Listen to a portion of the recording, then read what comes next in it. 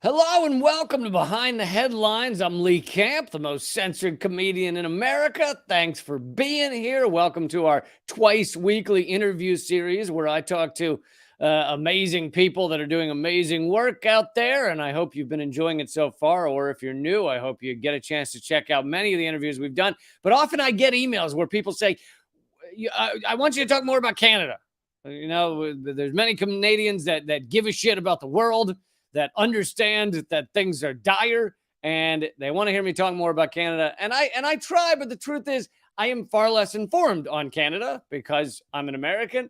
And so luckily, here's one of these episodes where we're going to get all the information on Canada, specifically Canada's foreign policy and how Canada is in many ways part and parcel to the U.S. war machine, the U.S. empire's war machine. Today, oh, and by the way, please click subscribe. Please throw in a comment. Even if you got nothing to say, just, throw in something, because all that stuff helps our battle against the algorithm, our ongoing daily battle against the algorithm. So please throw in a comment, throw in a thumbs up, all that good stuff. Today, I'm speaking to Pittasana Shanmugathis, who has a master's degree in global affairs from the University of Toronto Munk School of Global Affairs. He has worked in multiple organizations advocating for peace and disarmament. While completing his postgraduate education at the University of Toronto, he decided to embark on a 3-year documentary journey starting in 2019 to explore the role of Canada's foreign policy in the international arena. And it resulted in a really impressive multi-part series, a documentary, which you can get at truthtothepowerless.com. Let's see, .com. But we'll give you all those details again later. But he went around the country. He spoke to academics, both Canadian and otherwise. He spoke to policymakers, and we're gonna dig into all of it. So please welcome him to the show. Hello. Hi, Lee. Thank you so much for having me. Yeah, thanks for being here. And you said your friends call you Pitta, so I'll probably have an easier time with that. I'll stick with that. How are you doing? I'm fine. How are you? I'm good. It's a pleasure to have you on. Your series is excellent. It kind of confirmed a lot of the things about Canada that I half knew but didn't have the details about. So, thank you for that, and gave me a lot of new details. And so I kind of just want to dig into what you reveal in this series. I'll throw out, while we're speaking, I'll throw up some of the visuals, so people can kind of see some of what you're talking about. But I think we should just start with episode 1. Let's just start back with, you title episode 1 Canada's colonial history and its emergence in post World War II order. And I want you to explain that, but I think a lot of people hear colonial and they hear colonizer and things like that, and they associate it now to Britain and maybe to the US and maybe to Britain, but they don't associate it as much with Canada. So can you talk about that? Yeah, absolutely. Coming out of World War II, Canada was one of the largest military powers. We had significant navy, significant army. Probably in terms of like the Western world, probably like the 4th largest power in the world, and we significantly benefited as a result of World War II, as did more so the United States. But it's also important to acknowledge that Canada was a supporter of fascism. During World War II, our prime minister at the time, William Lyon Mackenzie King, was a notorious anti-Semite. Canada had a policy that said,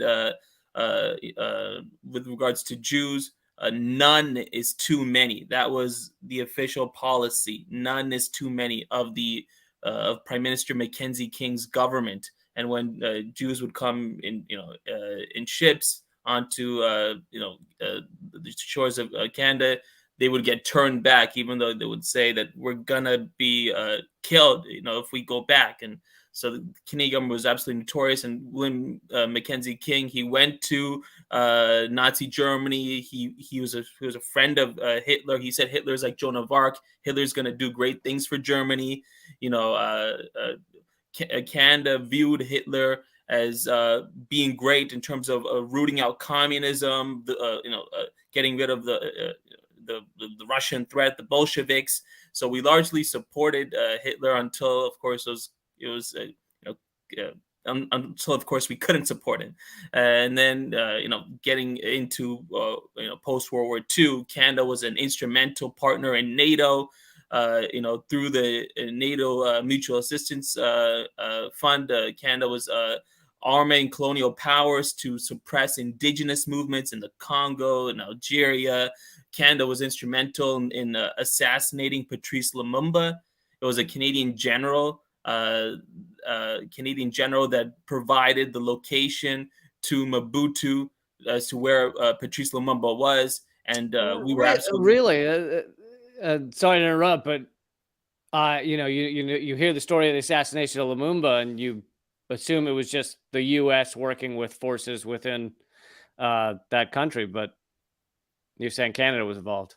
Yeah, it was a Canadian major general at the time. He had intelligence as to where Patrice Lumumba was hiding out, and he had provided this intelligence to Mobutu, and that was absolutely instrumental in capturing Lumumba. And of course, once the Mobutu had captured him, they had chopped up his body and they had burnt it in acid. And Canada was absolutely instrumental because Lumumba came to power saying that he wanted to use the resources of the Congo. Congo is one of the richest countries on the planet, resource-wise, probably the richest on the planet. He wanted to use those resources to benefit the Black Congolese who had been brutalized as a result of Belgian colonial rule. And Canada could not have this. Canada wanted to exploit the mining interests, which we are doing now. Canada is a significant mining power in the world. We're exploiting mining interests in the Congo, and it just did not serve our interests to have a nationalist like Lumumba there. So we had to get rid of him. And so we had supported colonial powers in oppressing these indigenous movements, and that was kind of our role in really the Cold War, the post-World War II era. You mentioned the mining, and I actually have that clip here. I'll play that one with sound, and we can watch it for a moment. Let's see here. Huge number of the world's mining companies are listed on Canadian stock exchanges or based in Toronto or Montreal or Vancouver.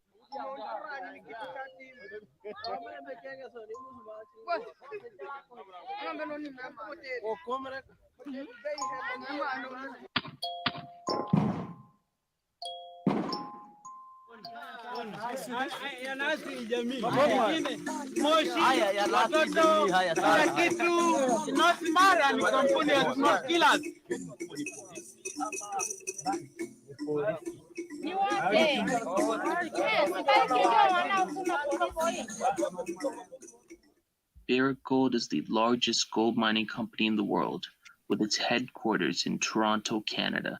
Barrick Gold's mining operations in several developing nations, such as Tanzania, have devastated villages and killed countless civilians. So talk a little more about this, the connections between Canada and mining and the harms around the world. Yeah, I mean, you had mentioned in your introduction that I'm a graduate of the University of Toronto's Munk School of Global Affairs. And the Munk School of Global Affairs, its main donor is Peter Munk. Peter Munk is the founder of Barrick Gold, one of the largest gold mining companies in the world. So I have a very establishment education, and so Barrick Gold has committed horrendous atrocities in Tanzania, as you saw in that clip, where these mining companies have polluted ecosystems. Barrick Gold hired security forces, have raped villagers, and there has been no accountability by the Canadian government against these mining companies for the atrocities they're committing. And the reason why is because to hold them accountable, it goes against our capitalist interests. Mining companies, mining is a very, rapacious, it's a very profit maximizing, initiative. So, and if we were to hold these mining companies accountable, it goes against the interests of the 1% that these politicians work for. Yeah, there's very rarely mining that is done truly ethically and truly in line with a sustainable future and a sustainable system in that area. And of course, for these heavily capitalist Western countries, how do you get the money to sustain this? Rapacious is a good word, form of capitalism. Well, you can often go to other countries and rip them apart and not care about the resulting aftermath. Yeah, I mean, absolutely. I mean, one of the reasons why Canada is a integral member of the Lima Group is because we see Venezuela, the possible mining interests there. We want to get rid of Nicolas Maduro, put Juan Guaido, because Canada sees a lot of potential for Canadian mining companies to come in there. That's one of the reasons why Canada, when Bolsonaro was elected, our government news outlet, the Canadian Broadcasting Corporation, was boasting about how Bolsonaro is going to provide so much opportunity for Canadian private capital. This is a great thing. This is the Canadian Broadcasting Corporation, the government funded news outlet. So, that's why we consistently oppose leaders that want to use their resources to benefit the people, because it goes against mining companies as well as Canadian private capital in general. Since you brought them up, let's talk a little about the CBC. It's viewed in Canada, I think, similar to the BBC in Britain as well. It's the honest truth, because it's funded by the people, meaning it's funded by the government, it's funded by your tax dollars. So you get far more honesty from that than from like a Fox News or something. But and I'm more familiar with BBC, but I occasionally I'll cover something from CBC. But yeah, if you can talk about CBC and the way average Canadians view them, but then also who's really pulling the strings and their funding, etc. Yeah, absolutely. So in this docuseries, we actually even interview, just go up on the street and just ask regular Canadians, what are your thoughts on these kind of foreign policy issues? Who do you trust? And a number of Canadians told us that I trust the CBC because they come across as very impartial, and they come across as truthful. That's what Canadians believe. But really, we actually interview a former executive producer of a CBC show, Paul Jay, and he also heads the Real News. A lot of people know the Real News. Yeah, he was he started the Real News Network, and so he was also, prior to that, a producer at the CBC, and he talks about how the CBC is not really impartial at all. The person that's appointed to lead the CBC is personally chosen by the Prime Minister of Canada. And the Prime Minister of Canada isn't going to choose somebody who is opposed to the interests of the government. The Prime Minister is going to choose somebody to lead the CBC that is going to be reflective of their interests. So, for instance, the CBC isn't really covering about how Canada is a consistent opponent of the UN Treaty on the Prohibition of Nuclear Weapons, how Canada is a consistent advocate of actually exacerbating the nuclear threat. The CBC didn't cover how Canada played a covert role in supporting the 2003 invasion of Iraq, which we talk about in this docuseries. The CBC will only cover very minor criticisms, but nothing too major. So, for instance, the CBC did cover how Canada was selling arms to Saudi Arabia and how there are allegations that these arms are being used in the war in Yemen. very minor criticisms, but on the major substantive policies of how Canadian mining companies are, going into these villages, polluting ecosystems, security forces are raping villagers. You don't hear any of that, and because And that's against the government in power. And in the episode, Paul J makes the point. So he had a popular debate show on CBC that he produced for many years, and I never saw it, but it was very popular. And he said they kind of left him and the show alone because it was a debate show, and if you have a debate show, well, you have the far right and you have the left wing, and viewers walk away kind of not knowing what's the truth, So you can have a debate show where you can say things that are more radical or sometimes more accurate, in the case of, like, for example, WMD not existing in Iraq, etc. You can have that better information because it's always countered by idiot information from the other side. And he said, but we would do segments where we would cover something important, such as WMD, and then you wouldn't see any follow-up of that on any of the other CBC shows. So it was like, as long as it's a debate show, as long as the waters are so muddied that the viewer doesn't really walk away with any real information, then you can talk about real shit. Yeah, absolutely. And I mean, that's very much what the CBC is. They very much put forward the establishment line, and you don't really get shows like Paul J's. They don't really get that much mainstream coverage. Yeah.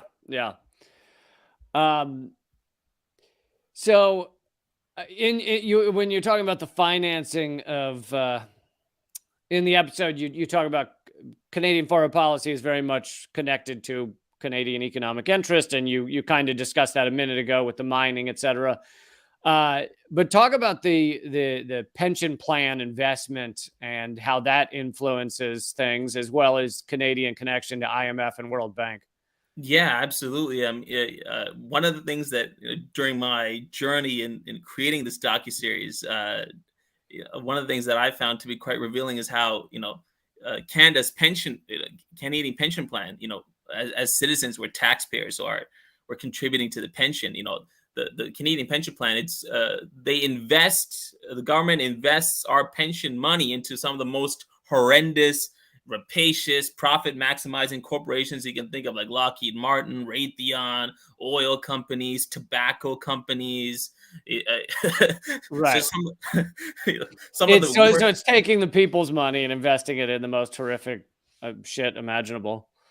Exactly. And I mean, and the rationale is that, this is going to, give us a really good return on our investment. It's very, good for us to make these investments. We're going to get a high return. That's the rationale. But, you can actually, it would be actually more beneficial prior to the government actually investing in these profit maximizing corporations. The government was actually using pension money to invest in, like, healthcare and infrastructure and those kind of resources, and that would be a far more beneficial use of taxpayers' money, instead of us being complicit in supporting these horrendous corporations that have just so much blood on their hands.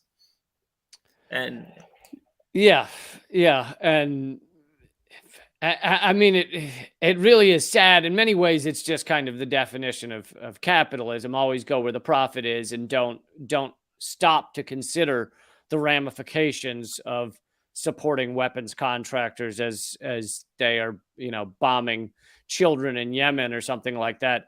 By the way, the UN report just came out saying 11,000 children had been maimed or killed in the ongoing assault on Yemen.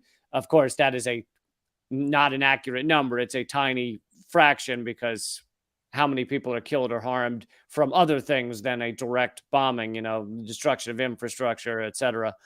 But speaking of weapons contractors, talk a little about who Canada sells weapons to.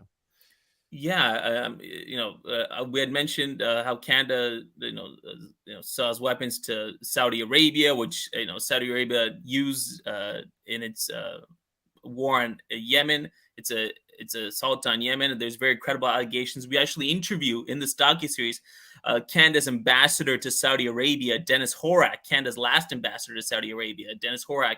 And, we ask him, there's serious, credible allegations made by Amnesty International. There's been photos, images, videos showing Canadian, light armored vehicles, used by Saudi Arabia in its, in Yemen. And his response to this is, does Canada want an arms industry or not? That was his response. So it's like, do you want to be a hitman or not? All right. Do you want to talk to me about children, or you want to get paid to kill? Yeah, that was his response. And but basically what he's saying is that this is a very, it generates a lot of jobs. It's very profitable. But we actually interview Richard Sanders, who's an activist, founder of the Coalition to Oppose the Arms Trade in Canada. And he says that actually you can generate far more jobs if you if the government invests in the public sector, in roads, in creating roads, bridges, healthcare, infrastructure. You can actually generate more jobs, and we actually put statistics to back that up. So this notion that, and in the, if I have this right, in the series, you show that the Canada Pension Plan used to invest in infrastructure. That used to be mainly what they were invested in. And then there was a grand switch around the 90s. Probably got the idea from Bill Clinton or something, but. That's right, because, with neoliberalism coming into the fore, and, Canada was very much a, proponent of that. So we had Prime Minister, then Finance Minister Paul Martin, later Prime Minister Paul Martin, made the switch from the Canadian Pension Plan, investing in, roads and, infrastructure, healthcare, to a more profit lucrative area, weapons industry, mining, tobacco. So that was as a result of just the neoliberal wave that was coming in the 90s. But going back to the Canada's role as a weapons exporter, one of the least talked about, but one of the most egregious atrocities is Indonesia's invasion of East Timor, which resulted the occupation resulted in the slaughter of an estimated 200,000 civilians. It's the worst atrocity relative to population in post-World War II history, and Canada was a full supporter of that. Canada supported Indonesia. We had mining interests in Indonesia, and we also sold weapons to Indonesia. Canada refused to rebuke Indonesia's invasion of East Timor. We saw Indonesia as a promising partner in the global South. We had the Canadian development sector. We had provided a lot of financial support to Indonesia. So it did not serve our interests to jump on the human rights bandwagon and talk about how Indonesia is slaughtering tens of thousands of civilians in East Timor. And it provided us, a lot of money to sell Indonesia arms in its invasion occupation of East Timor. And that's one of the least talked about, but probably the most horrendous atrocity, one of the most horrendous Canada's taken part in. And you talked to, maybe we'll end up getting into this a little more later as well, but you talked to, I don't know if are they ex-politicians? I wasn't, I kind of missed who some of them were, but they were clearly involved in some of these policy matters. And of course they have all their, crazy defenses of Canadian involvement in these atrocities. Yeah, absolutely. One of the people we speak to is the former Minister of Foreign Affairs, former Minister of Defense, Bill Graham, and Bill Graham was one of the most powerful politicians in Canada. He was also my former professor at the Monk School. So was that an awkward interview? Oh yeah. It was extremely uncomfortable. So did he not know what type of questions he'd be asked? I guess not, but it was extremely uncomfortable. So well, good for you for going to the uncomfortable place. Bill Graham was front and center on Canada's foreign policy in Afghanistan, on Canada's supposed non-intervention in Iraq in 2003, even though we did intervene, Canada's foreign policy in Haiti, Canada's foreign policy in Yugoslavia, all of which we talk about. And I talked to him about Canada in 2004. We intervened to oust the democratically elected leader of Haiti, Jean-Bertrand Aristide.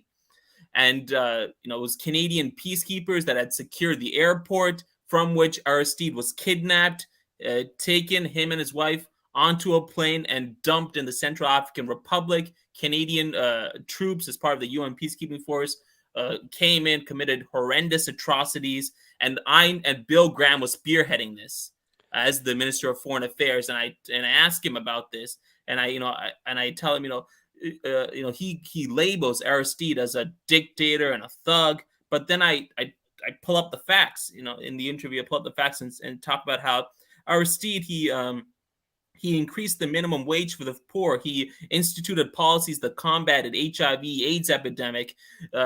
He got rid of the ruthless Haitian military that was brutalizing the people, that was instituted by the United States.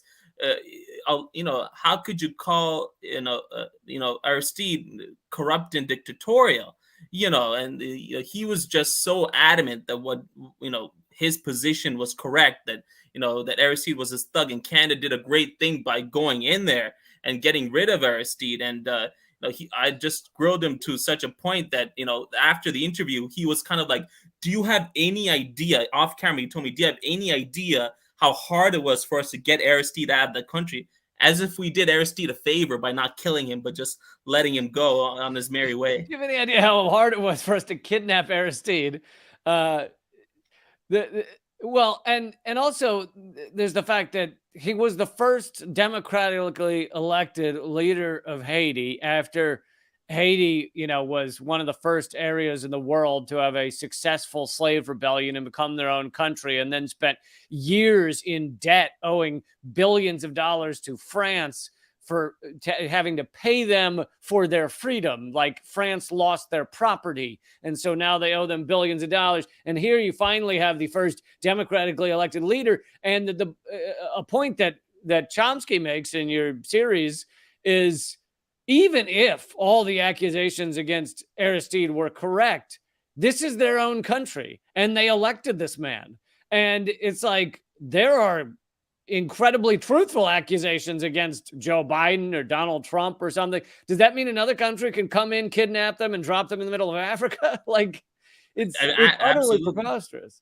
Absolutely. And I mean, I even it's not shown in the docuseries, but during my interview with Bill Graham, I even tried to explain to him, because I'm interviewing him and I'm seeing that he genuinely believes everything he's saying. So it's like a moment of realization for me, because this entire premise of the docuseries starts off, the very first clip is Noam Chomsky looking into the camera saying that the powerful already know the truth, but the powerless don't. So I approached this docuseries. I just want to remind people of he's referring to the famous quote, "Speaking truth to power," and he says, "But the truth is, the power already know the truth.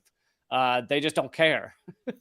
Yeah, so that was my assumption, was interviewing all these major politicians in this docuseries. I'm thinking they know what they're saying is bullshit. So, I'm going to interview these activists and academics that are going to expose the truth and uncover their bullshit. That was my thinking.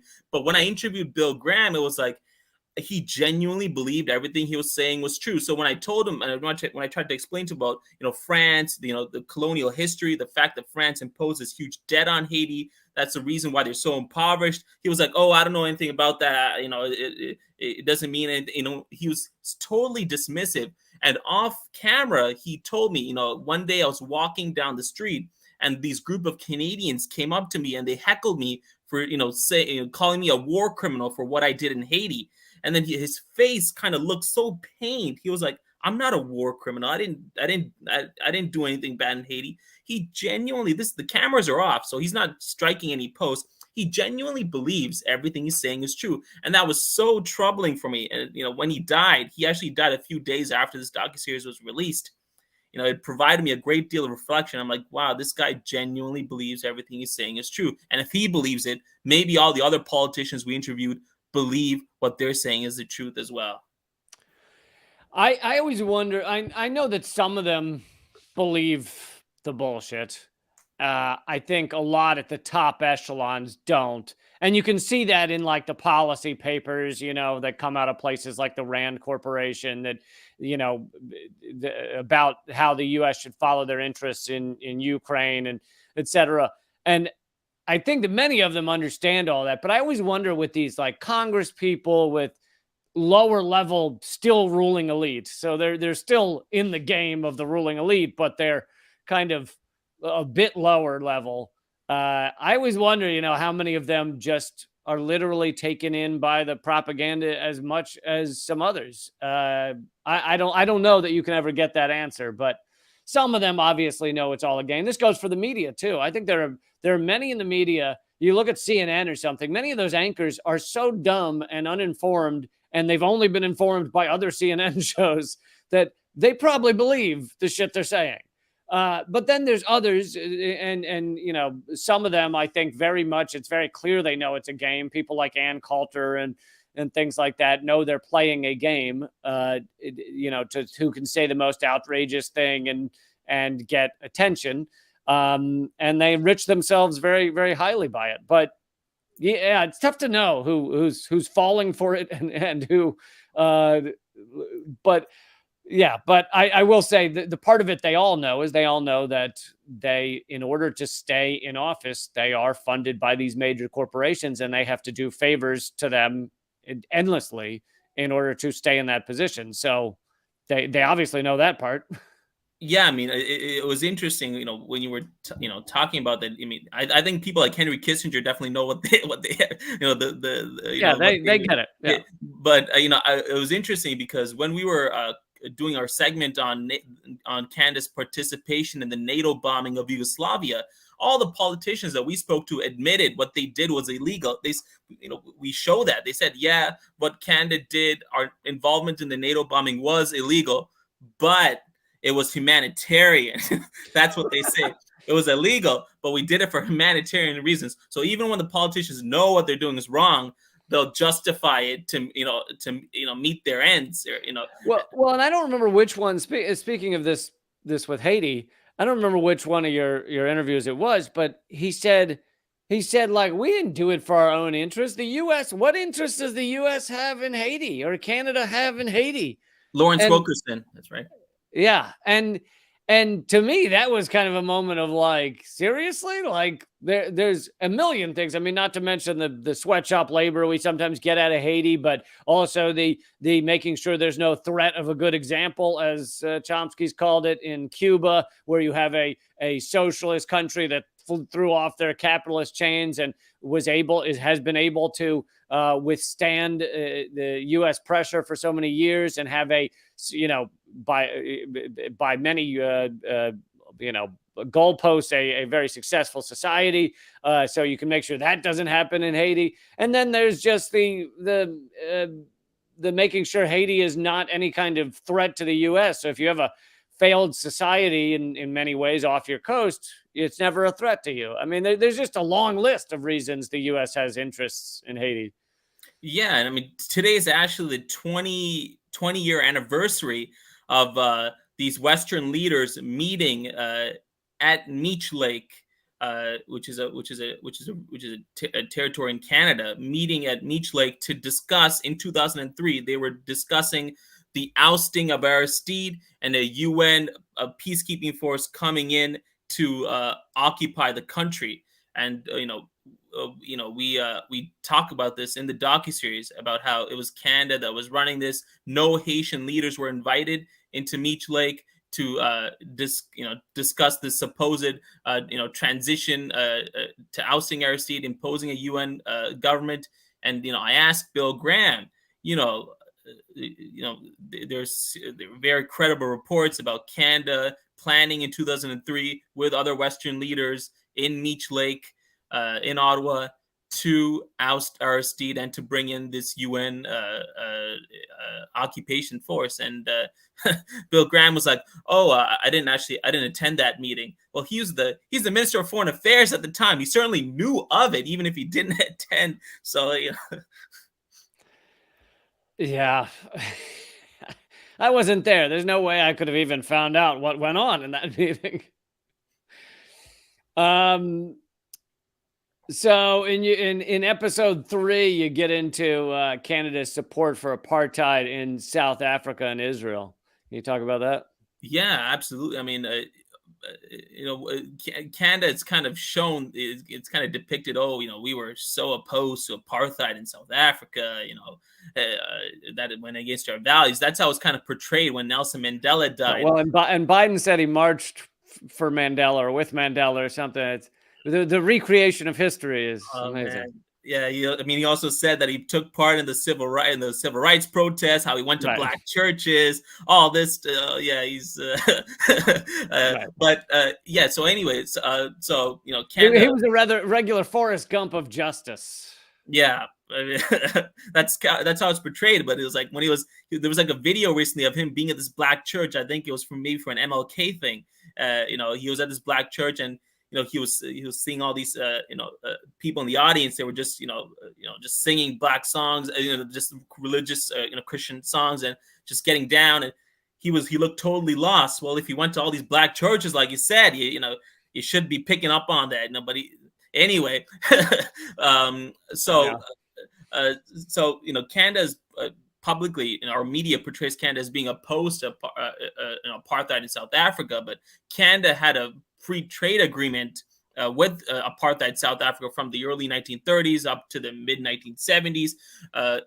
Provinces in Canada like Ontario, they were doing business with apartheid South Africa because there was a cheap labor force, the black cheap labor force in South Africa. It provided Canadian companies an opportunity. It was far more affordable to get products and goods made by these black South Africans. So Canada had an economic relationship, but Canada also at the UN was with the international the IMF. Canada had also supported giving provided the needed votes to give South Africa a needed loan when all these other countries were opposed. It's often mentioned how Canada, with the under our Prime Minister John Diefenbaker during the Commonwealth, the 1957 Commonwealth, how South Africa was expelled, and it was Canada that was leading this. But that was just a very much strategic decision on the part of Canada, because India and all these African nations were saying that we will leave the Commonwealth if South Africa remains. So in order to preserve the Commonwealth, Canada decided to support South Africa's expulsion. Meanwhile, once again, continuing trade, continuing to sell arms to South Africa. Even when our supposed anti-apartheid Prime Minister Brian Mulroney came into office, he had finally, as a result of so much grassroots agitation opposing apartheid South Africa in Canada, Prime Minister Brian Mulroney, he had finally imposed sanctions on South Africa. But even while those sanctions were implemented, Canada was still doing millions of dollars in trade with apartheid South Africa right until the very end.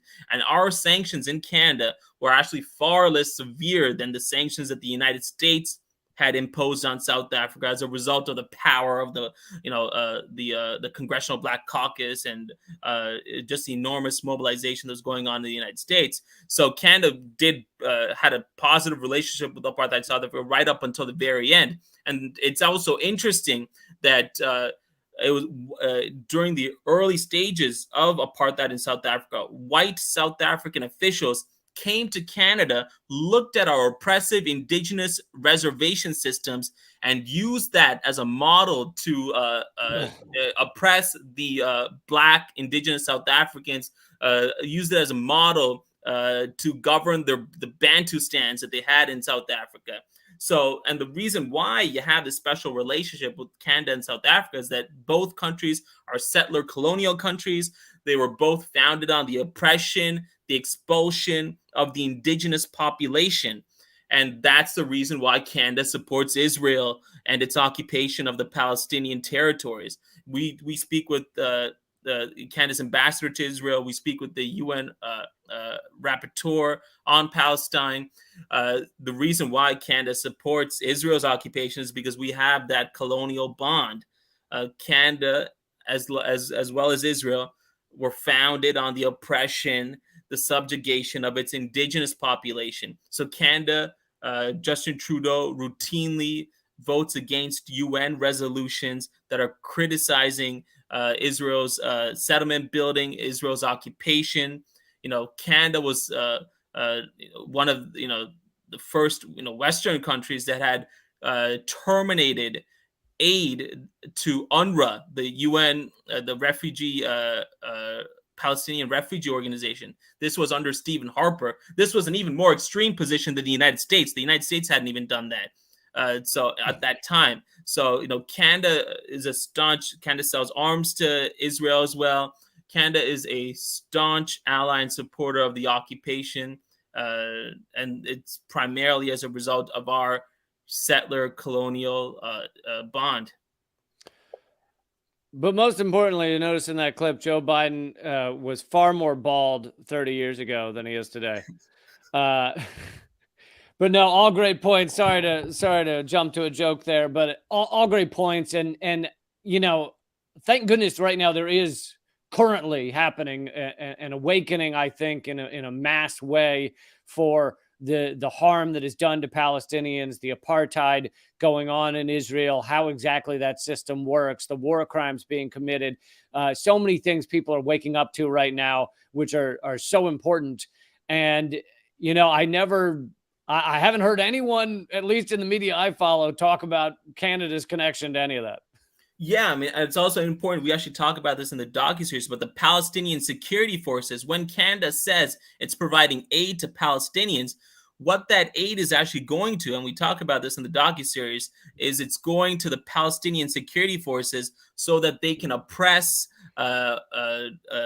protests that are happening in the West Bank. When Palestinians in the West Bank see that the Palestinian government's not being in solidarity with their brothers and sisters in Gaza who are being routine victims of Israeli assault, the Palestinians in the West Bank protest, and Canadian aid is used by the Palestinian security forces to suppress and put down those protests in the West Bank. That's what Canadian aid to the Palestinians is about, and Canadian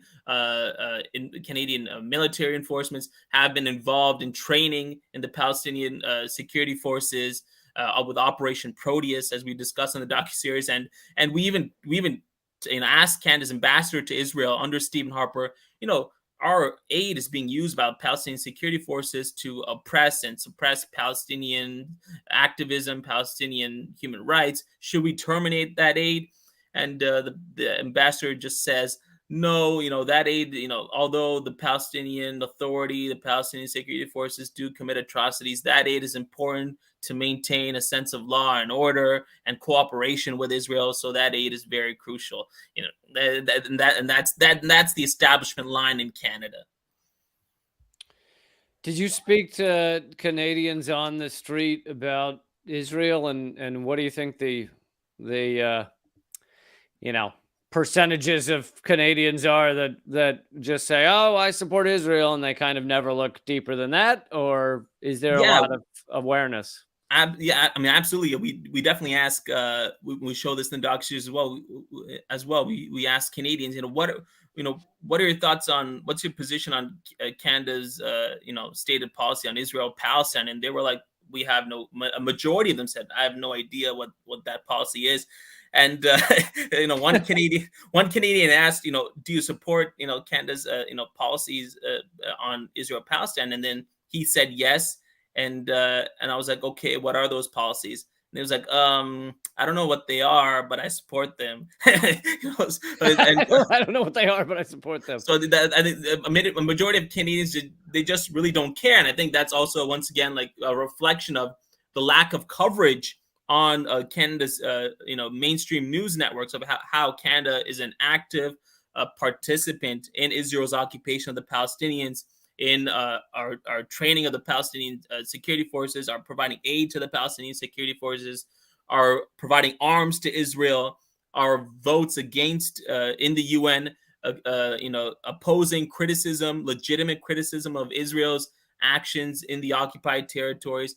A lot of this just is not mentioned on the CBC, the Canadian Broadcasting Corporation, or any mainstream Canadian news network. So I think that's the reason why so many Canadians, they just have no clue, because the mainstream media that they rely on, for the truth, supposedly, they just are not informing Canadians of this. I was going to say this. This is outside the realm of foreign policy, so I think that's probably why it's not in your series. But a lot of people are becoming aware of Canada's treatment of their own Indigenous population increasingly, and that very much aligns with the American treatment of our Indigenous population. There has been a lot of talk, and I remember covering it on Redacted Tonight a year or two ago about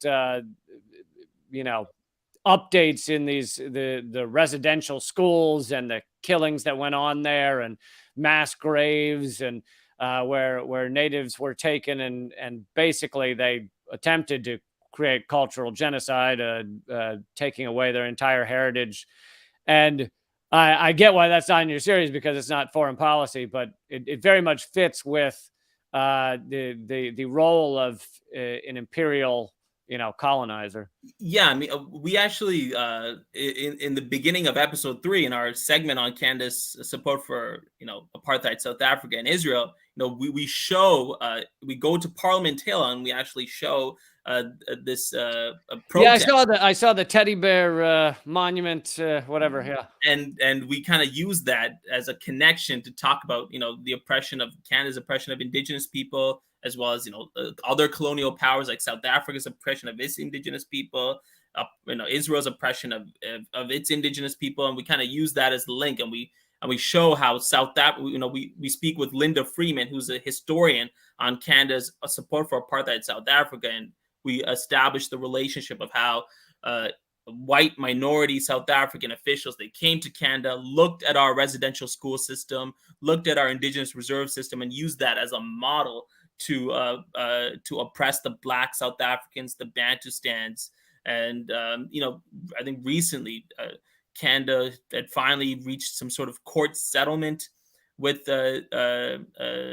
Indigenous nations, where Indigenous children were abused by the Canadian government, by the Canadian government's childcare system, and there was a multi-million-dollar settlement that was reached. But it's the fact that Indigenous people, they don't have clean drinking water. They're in they're a lot of the tar sands horror show is on Indigenous land, right? Yeah, I mean, the fact that Indigenous people are still killed and disappeared and incarcerated in disproportionate numbers. Given Canada, we're just surrounded by just an abundance of clean water. Why the Indigenous people can't have access to clean water, education? Meanwhile, our money is going towards selling weapons to Saudi Arabia. Tax cuts for the rich. That's where the Canadian government's priority lies, and that's been true of conservative and liberal governments successively. Let's talk about episode 5, Canada's role in destabilizing Iraq and Libya. Yeah, I mean, one of these myths that's kind of talked about is how Canada was an opponent of the 2003 invasion of Iraq. There's this famous scene where Canada's prime minister at the time gets up in the House of Parliament. Jean Chrétien, Canada's prime minister at the time, gets up in the House of Parliament and says, "We will not support the United States intervention in Iraq without a UN Security Council resolution." Thunderous, enormous applause, in the House of Commons. It's a very famous scene. Meanwhile, behind the scenes, Canada's providing all sorts of covert support for the United States in its invasion, in 2003 invasion of Iraq. Canada's providing air support. So U.S. jets, military jets, they were going through Canadian airspace en route to bomb Iraq. Canada provided the needed air support. Canadian military generals were involved in coordinating airstrikes on Iraq. Canada at the time had also provided arms to the United States, which were certainly being used in its assault on Iraq. So all forms of covert support, and we actually, quote one of the Eugene Lang, who was in government at the time, working under Bill Graham, and he talks about in his book that he co-authored with Janice Stein, who's a global affairs specialist, also one of my former professors. She talks about how privately Canada was boasting in Washington about, look how much we're doing for you in supporting the war in Iraq. We're doing more for you than any other country that's part of the coalition of the coalition of the willing. We're doing so much for you, privately boasting, meanwhile publicly saying, oh, we can't support this intervention without a UN Security Council resolution. It just isn't right, Well, yeah, they probably said to Washington, look how much we're doing. Just don't make us say it publicly. Yeah. Exactly. And I mean, that kind of goes to the special relationship with Canada and the United States. Canada is able to do things secretly that the United States can't do openly. So, it was Canada, the reason why we have a French-speaking population, that we were able to go into Haiti and we were able to do these integral things like kidnap Aristide, get him out of the country. And we were able to, have a significant role within the UN peacekeeping force in oppressing the Haitian population. It's the reason why in Cuba we have this supposed friendly relationship with Cuba. Meanwhile, we're actually just spying on behalf of the United States and providing the United States intelligence. It's the reason why, in episode 1, we actually discuss how Canada, at the behest of the United States, was sending bombing threats to North Vietnam. Canada had a seat on the International Control Commission. It was sending bombing threats to North Vietnam. It's an egregious violation of international law, but that's the special relationship that Canada and the United States have. Canada is able to do things covertly for the United States because of our brand as this peacekeeping nation. We're able to do things covertly that the United States can't do. So that's the integral relationship. And going to Libya, which we discussed in episode 5, Canada was actually a leading force openly in terms of our assault, our participation in NATO, in terms of our assault on Libya. There's actually there was a deal brokered by South Africa, a peace deal whereby Gaddafi had agreed that he will govern a certain territory of Libya, and the rebels had agreed that they would govern a certain territory of Libya, and that would be the peace deal that would end the civil strife that was going on. And our foreign minister at the time, Baird, Minister Baird, had approached the Libyan rebels and said, "Are you guys nuts? Don't accept this peace deal. We're Gaddafi's getting out. That's it. There's no peace deal. We're going for the whole of Libya." And the reason why Lawrence Wilkerson, the chief of staff to Colin Powell, the reason why Canada and the United States and NATO wanted Gaddafi out is because Gaddafi was using his resources to benefit the people of Libya. Gaddafi was, on comparable standards, Libya on development indicators was doing almost just as well as Israel was. The fact that Gaddafi was using his resources to guarantee the Libyan people healthcare, education, property, jobs, that was setting a negative example. We can't have this kind of leader that's doing this kind of thing. He also was doing the most unpardonable offense that the U.S. and Canada by association has, which is he was preparing to drop the petrodollar, and he was talking with other African countries about getting off the dollar completely and using an African currency called the gold dinar. And yeah, that's completely unacceptable. Yeah, we talk about that in our docuseries. A lot of people think that's a conspiracy, but Gaddafi genuinely believed in this and he wanted to do that, and that was threatening to the United States. I want to address a comment here from one of the viewers. Robin asked, who would you say are kind of Canada's version of the large corporate players, the AT&Ts, the Cargills, the Googles, et cetera, that pressure U.S. government? And are they as influential in Canadian government as the U.S. corporations are? I think that I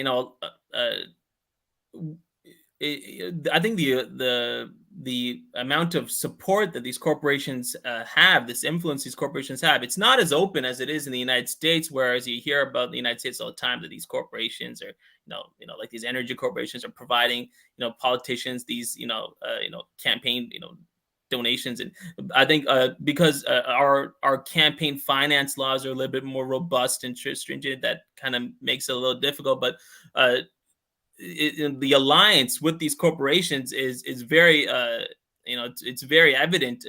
There was a Canadian arms manufacturer that was doing shady business deals in Libya, and Justin Trudeau, his attorney general at the time, was wanting to prosecute the Canadian arms manufacturer because they were doing some horrendous backroom deals, money, some money interests with politicians, and Justin Trudeau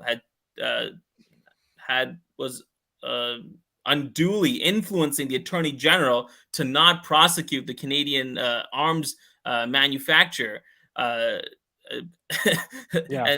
And because Canadian arms manufacturing companies, they provide a great deal of money, great deal of revenue for the government. So I mean, so you kind of see the influence there, but it's not. I don't think it's practiced out in the open. I think a lot of these interests are just very much backdoor interests, where Right.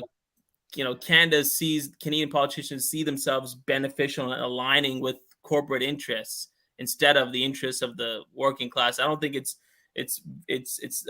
so much out in the open as it is in the U.S. Yeah, not as overt, and there are a lot of ways that corporate funding can harm or decrease the chances of a politician getting reelected, or benefit them in getting elected if that's what they so choose, without just donating to the candidate. So you can have campaign finance laws, and they can do a lot of other things that make life very difficult for a candidate or a politician that might be going after them in one form or another. So it kind of stops regulation and et cetera.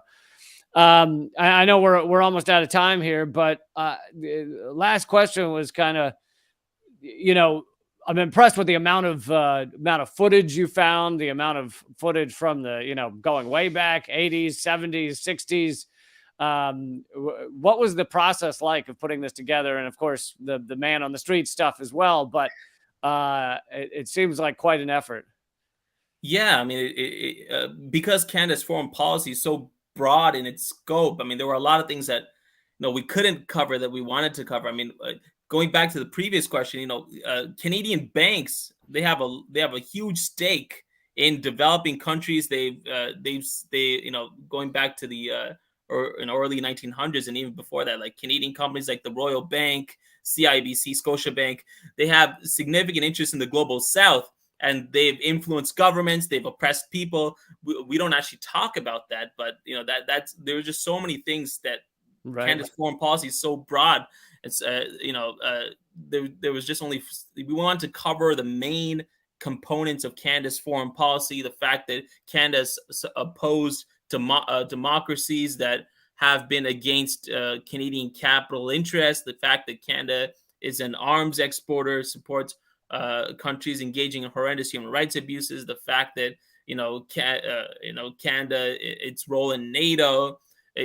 We wanted to touch on these main integral points, and so kind of fleshing that out, it very much also came about just kind of organically, in the sense that we would interview these activists and they would kind of just be giving us these gems about Canada's foreign policy, its atrocities, and we had this idea of just contrasting, so providing the establishment narrative and then exposing the truth. And this is the first documentary in Canadian history where we interview the establishment politicians, the individuals responsible for formulating and advocating Canada's foreign policy, as well as the politicians that are challenging that foreign policy. And I mean, one of the script advisors for our docuseries was Mark Akbar, who had produced and created the documentary called Manufacturing Consent. It was Noam Chomsky's, based on Noam Chomsky's book. And, Right. So he was a script consultant of ours. And, I think his work, as well as a filmmaker by the name of Amy Miller, who had done a documentary on Canada, Canada's foreign policy, were very much influences on ours. And she was also a script consultant on our work as well.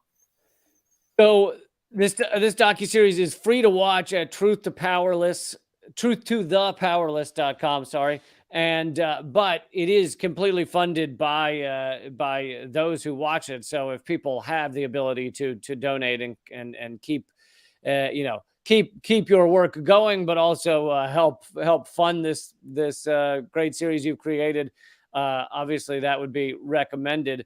But yeah, that's the best place to get it, right? Truthtothepowerless.com. That's right, and it's a free, it's a educational resource. We wanted to put it out there so that Canadians and people genuinely curious about Canada's foreign policy, like they feel that, I don't know about Canada, I think there might be something there that they're not doing that's right. This is a resource that you can go and you can watch. And I was very much that way as a young kid. I was always skeptical about what our government was doing. I remember in history class when I was a young kid, the history teacher asked our class, what are the benefits of joining the military? I looked around the class, nobody was raising their hand. I raised my hand and I said, if you join the military, you get a free funeral. And that, and the entire class just erupted in hysteria. But even as a little kid, that was my thing. I just couldn't understand. I have a master's degree now in global affairs, and I still don't understand why. Why? Man, in your classes, you must have heard some shit. Just the establishment line all the way, and I couldn't I have a master's degree now in global affairs, and I still don't understand why Canadians are able to go and participate in the military in these horrendous activities in Haiti and Libya. I don't understand that. I still to some degree stand by my answer. You get a free funeral.